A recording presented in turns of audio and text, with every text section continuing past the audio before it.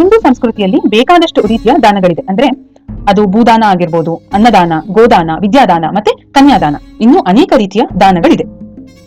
ಇನ್ನು ಈ ದಿನ ನಾವು ಕನ್ಯಾದಾನದ ಬಗ್ಗೆ ತಿಳ್ಕೊಳ್ಳೋಣ. ಮತ್ತೆ ಯಾಕೆ ನಾವು ಕನ್ಯಾದಾನವನ್ನೇ ಮಹಾದಾನ ಅಂತ ಹೇಳ್ತೀವಿ ಅನ್ನೋದನ್ನು ಸಹ ತಿಳಿಯೋಣ. ಹಾಗಾದ್ರೆ ಮೊದಲಿಗೆ ನಾವು ಈ ದಾನ ಅನ್ನೋ ಪದದ ಅರ್ಥವನ್ನ ತಿಳ್ಕೊಳ್ತಾ ಹೋಗೋಣ. ದಾನ ಅಂದ್ರೆ ನಾವು ಏನೋ ಒಂದನ್ನ ಒಬ್ಬರಿಗೆ ಮನಸೋ ಇಚ್ಛೆಯಿಂದ ಕೊಡುವುದು. ಅದೇ ರೀತಿ ನಾವು ಕೊಟ್ಟಿರೋದು ನಮಗೆ ಆನಂದವನ್ನ ತಂದುಕೊಡ್ಬೇಕು. ಏನೋ ಕಾಟಾಚಾರಕ್ಕೆ ಇವ್ರಿಗೆ ಕೊಡ್ಬೇಕಲ್ಲಪ್ಪ ನಾವು ಅಂತ ಕೊಡೋದಲ್ಲ. ನಾವು ಸಂತೋಷದಿಂದ ಅವರಿಗೆ ಆ ವಸ್ತುವನ್ನ ಅಥವಾ ಬೇರೆ ಏನೇ ಆಗಿರಬಹುದು ಅದನ್ನ ನಾವು ಕೊಡ್ತೀವಿ. ಅದೇ ರೀತಿ ನಾವು ಕೊಟ್ಟಿರುವಂತಹ ದಾನ ಅದನ್ನ ಸ್ವೀಕರಿಸೋರಿಗೂ ಸಹ ಅಷ್ಟೇ ಸಂತೋಷವನ್ನ ತಂದುಕೊಡ್ಬೇಕು. ಅದನ್ನೇ ನಾವು ದಾನ ಅಂತ ಹೇಳ್ತೀವಿ. ಸುಮ್ನೆ ನಾವು ಏನೋ ಒಂದು ಕೊಡೋದು, ಅದು ಇಸ್ಕೊಳ್ಳೋರಿಗೆ ಅದರಿಂದ ಯಾವುದೇ ರೀತಿಯಾದ ಸಂತೋಷ ಮತ್ತೆ ಆನಂದ ಉಂಟಾಗ್ಲಿಲ್ಲ ಅಂತಂದ್ರೆ ಅಂಥ ಒಂದು ದಾನದಿಂದ ನಮಗೆ ಯಾವ ಫಲಾನು ಸಿಗೋದಿಲ್ಲ. ಇನ್ನು ನಾವು ನಮ್ಮ ಹಿಂದೂ ಧರ್ಮದಲ್ಲಿ, ನಮ್ಮ ಸನಾತನ ಧರ್ಮದಲ್ಲಿ ಪುನರ್ಜನ್ಮದಲ್ಲಿ ನಂಬಿಕೆಯನ್ನ ಇಡ್ತೀವಿ. ಅದಕ್ಕೇನೆ ಶಂಕರಾಚಾರ್ಯರು ಹೇಳಿರೋದು ಪುನರಪಿ ಜನನಂ ಪುನರಪಿ ಮರಣಂ ಪುನರಪಿ ಜನನಿ ಜಠರೇ ಶಯನಂ ಅಂತ. ಅಂದ್ರೆ ನಮ್ಮ ಈ ಆತ್ಮಕ್ಕೆ ಮೋಕ್ಷ ಪ್ರಾಪ್ತಿ ಆಗೋ ತನಕ ನಾವು ಮತ್ತೆ ಮತ್ತೆ ಹುಟ್ಟತಾನೇ ಇರ್ತೀವಿ, ಮತ್ತೆ ಹುಡ್ತೀವಿ, ಮತ್ತೆ ಸಾಯ್ತೀವಿ, ಮತ್ತೆ ಒಂದು ತಾಯಿಯ ಗರ್ಭದಲ್ಲಿ ನಾವು ನೆಲೆಸಿ ಮತ್ತೆ ಜನ್ಮವನ್ನ ಪಡಿತಾನೇ ಇರ್ತೀವಿ. ಆದ್ರೆ ನಾವು ಏನಾಗಿ ಹುಟ್ಟುತ್ತೀವಿ ಅನ್ನೋದು ಮಾತ್ರ ನಮ್ಮ ಹಿಂದಿನ ಜನ್ಮದ ಕರ್ಮಗಳ ಮೇಲೆ ನಿರ್ಧಾರವಾಗಿದೆ. ನಾವು ಎರಡು ರೀತಿಯ ಕರ್ಮಗಳನ್ನ ಮಾಡಿರಬಹುದು. ಒಂದು ಪುಣ್ಯ ಕರ್ಮನ ಮಾಡಿರ್ತೀವಿ, ಇಲ್ಲ ಪಾಪ ಕರ್ಮನ ಮಾಡಿರ್ತೀವಿ. ಹೀಗೆ ನಾವು ಈ ಜನ್ಮದಲ್ಲಿ ಏನಾಗಿದ್ದೀವಿ, ನಾವು ಯಾವ ರೀತಿಯ ಜೀವನವನ್ನ ನಡೆಸ್ತಾ ಇದ್ದೀವಿ ಅನ್ನೋದು ನಮ್ಮ ಹಿಂದಿನ ಜನ್ಮದ ಪುಣ್ಯ ಪಾಪಗಳ ಮಿಶ್ರಣವಾಗಿದೆ ಅಂತ ಹೇಳಬಹುದಾಗಿದೆ. ಹಾಗಿದ್ರೆ ನಾವು ಏಕೆ ಈ ಕನ್ಯಾದಾನವನ್ನೇ ಮಹಾದಾನ ಅಂತ ಹೇಳ್ತೀವಿ ಅಂತ ನೋಡೋದಾದ್ರೆ, ಕನ್ಯಾದಾನ ಅನ್ನೋದು ಮದುವೆಯಲ್ಲಿ ನಡೆಯುವಂತಹ ಅನೇಕ ಧರ್ಮಾಚರಣೆಗಳಲ್ಲಿ ಒಂದಾಗಿದೆ.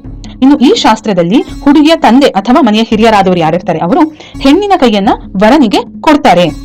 ಇಲ್ಲಿ ಆ ಹೆಣ್ಣು ಕೇವಲ ವಧು ಮಾತ್ರ ಅಲ್ಲ, ಆಕೆಯನ್ನ ಶ್ರೀ ಮಹಾಲಕ್ಷ್ಮಿಯ ಸ್ವರೂಪ ಅಂತ ಪರಿಗಣಿಸಲಾಗುತ್ತೆ. ಅದೇ ರೀತಿ ಹುಡುಗ ಇಲ್ಲಿ ಕೇವಲ ವರನಾಗಿರದೆ ಶ್ರೀಮನ್ನಾರಾಯಣನ ರೂಪ ಅಂತಾನೆ ಭಾವಿಸಲಾಗುತ್ತೆ.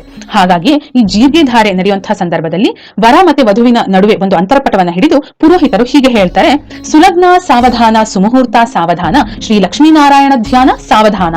ಅಂತಂದ್ರೆ ನಾವು ಈಗ ಎಲ್ಲರೂ ಸಾವಧಾನವಾಗಿ ಎಲ್ಲಾರು ನಿಮ್ಮ ಚಿತ್ತವನ್ನ ಇಲ್ಲಿಡಿ. ಯಾಕೆಂದ್ರೆ ನಾವು ಶ್ರೀ ಲಕ್ಷ್ಮೀನಾರಾಯಣರ ಧ್ಯಾನವನ್ನ ಮಾಡ್ತಾ ಇಲ್ಲಿ ಅವರದೇ ಸ್ವರೂಪ ಆಗಿರುವಂತಹ ವಧು ವರರ ಕನ್ಯಾದಾನವನ್ನ, ಮದುವೆಯನ್ನ ಎಲ್ಲಾ ಗುರು ಹಿರಿಯರ ಸಮ್ಮುಖದಲ್ಲಿ ನಾವು ನೆರವೇರಿಸ್ತಾ ಇದ್ದೀವಿ ಅಂತ. ಅದೇ ಸಂದರ್ಭದಲ್ಲಿ ವಧುವಿನ ತಂದೆ ಇಲ್ಲಿ ಕನ್ಯಾದಾನವನ್ನ ಮಾಡ್ತಾರೆ. ಕನ್ಯಾದಾನವನ್ನ ಮಾಡ್ತಾ ಆ ತಂದೆ ಆದವರು ಹೀಗೆ ಹೇಳ್ತಾರಂತೆ: ನನ್ನ ಹಿಂದಿನ 10 ಪೀಳಿಗೆ ಮತ್ತೆ ನನ್ನ ಮುಂದಿನ 10 ಪೀಳಿಗೆ ಈ ದಾನದ ಫಲವಾಗಿ ಬ್ರಹ್ಮಲೋಕವನ್ನ ಸೇರ್ತಾರೆ ಅಂತ.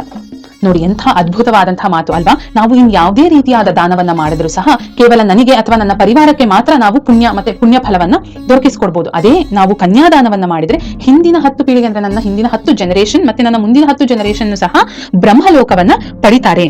ಇದೇ ಈ ಕನ್ಯಾದಾನದ ಮಹತ್ವ ಮತ್ತೆ ವಿಶೇಷ. ಹಾಗಾಗಿಯೇ ಇದನ್ನ ನಾವು ಮಹಾದಾನ ಅಂತ ಹೇಳೋದು.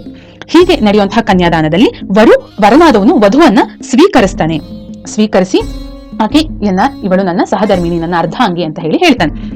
ಯಾಕೆ ಈ ಸಹಧರ್ಮಿಣಿಯನ್ನ ಅವನು ಸ್ವೀಕರಿಸ್ತಾನೆ ಅಂತ ನಾವು ನೋಡೋದಾದ್ರೆ, ಜೀವನದಲ್ಲಿ ಒಬ್ಬ ಪುರುಷನಾದವನು ಚತುರ್ವಿಧವಾದ ಫಲಪುರುಷಾರ್ಥಗಳನ್ನ ಪಡೆಯಬೇಕು ಅಂತಂದ್ರೆ, ಧರ್ಮ, ಅರ್ಥ, ಕಾಮ, ಮೋಕ್ಷ ಈ 4 ಪುರುಷಾರ್ಥಗಳನ್ನ ಪಡೆಯಬೇಕು ಅಂತಂದ್ರೆ ಅವನಿಗೆ ಒಂದು ಸಹಧರ್ಮಿಣಿಯ ಅಥವಾ ಒಬ್ಬ ಹೆಣ್ಣಿನ ಅವಶ್ಯಕತೆ ಇದ್ದೇ ಇರುತ್ತೆ.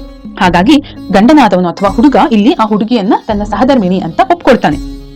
ಇನ್ನು ಹೆಣ್ಣಾದವಳು ಶ್ರೀ ಮಹಾಲಕ್ಷ್ಮಿಯ ಸ್ವರೂಪ, ಸಾಕ್ಷಾತ್ ಶ್ರೀ ಮಹಾಲಕ್ಷ್ಮಿನೇ. ಆಕೆ ಇಲ್ಲಿ ತನ್ನ ತಂದೆ ತಾಯಿಗೆ ಮಾತ್ರ ಮಹಾಲಕ್ಷ್ಮಿ ಆಗಿರದೆ ಮದುವೆಯಾಗಿ ಹೋದ ಮೇಲೆ ತನ್ನ ಗಂಡನಿಗೂ ಸಹ ಮಹಾಲಕ್ಷ್ಮಿಯ ಸ್ವರೂಪಳಾಗಿ ಇರ್ತಾಳೆ. ಹಾಗಾಗಿ ನಾವು ಈ ಕನ್ಯಾದಾನ ಅನ್ನೋ ಕಾನ್ಸೆಪ್ಟ್ ಏನಿದೆ ಅದನ್ನ ನಾವು ಈ ಎಲ್ಲಾ ಅಂಶಗಳಿಂದಲೂ ಸಹ ಅರ್ಥ ಮಾಡ್ಕೊಳ್ಬೇಕು. ಇನ್ನು ನಮ್ಮ ಹಿಂದೂ ಸಂಸ್ಕೃತಿಯಲ್ಲಿ ಕನ್ಯಾದಾನದಿಂದ ಸಿಗುವ ಫಲ ಯಾವುದಕ್ಕೆ ಸಮಾನವಾದದ್ದು ಅಂತ ನಾವು ನೋಡೋದಾದ್ರೆ, ಅಶ್ವಮೇಧ ಯಜ್ಞ ಮಾಡೋದ್ರಿಂದ ನಮಗೆ ಸಿಗುವಂತ ಫಲನೇನೆ ನಾವು ಈ ಕನ್ಯಾದಾನ ಮಾಡಿದ್ರಿಂದಲೂ ಸಹ ಸಿಗುತ್ತೆ. ಈ ಅಶ್ವಮೇಧ ಯಜ್ಞ ಅಂದ್ರೆ ಏನು ಅನ್ನೋದನ್ನ ನಾವು ಇನ್ನೊಂದು ವಿಡಿಯೋನಲ್ಲಿ ನೋಡೋಣ. ಹಾಗಾಗಿ ಮದುವೆಯಾದ ನಂತರ ಹೆಣ್ಣು 2 ಪರಿವಾರದ ನಡುವಿನ ಒಂದು ಸೇತುವೆಯಂತೆ ಕಾರ್ಯವನ್ನ ನಿರ್ವಹಿಸ್ತಾ ಇದೇ ಸಂಸ್ಕೃತಿಯನ್ನ ತನ್ನ ಮುಂದಿನ ಪೀಳಿಗೆಗೂ ಸಹ ಕೊಡ್ತಾ ಹೋಗ್ತಾಳೆ. ಹಾಗಾಗಿ ಹೆಣ್ಣು ಮಗುವಿನ ಜನನ ಒಂದು ಮನೆಯಲ್ಲಿ ಆಯ್ತು ಅಂತಂದ್ರೆ ಆಕೆ ಶ್ರೀ ಮಹಾಲಕ್ಷ್ಮಿಯ ಸ್ವರೂಪಳೇ ಆಗಿರ್ತಾಳೆ. ಇನ್ನು ತನ್ನ ತಂದೆಯ ಪೂರ್ವಿಕರಿಗೆ ಮತ್ತೆ ಮುಂದಿನ ತಲೆಮಾರಿಗೆ ಬ್ರಹ್ಮಲೋಕ ಪ್ರಾಪ್ತಿಯ ಸಾಧನಳಾಗಿದ್ದಾಳೆ. ಓಂ ಸ್ವಸ್ತಿ.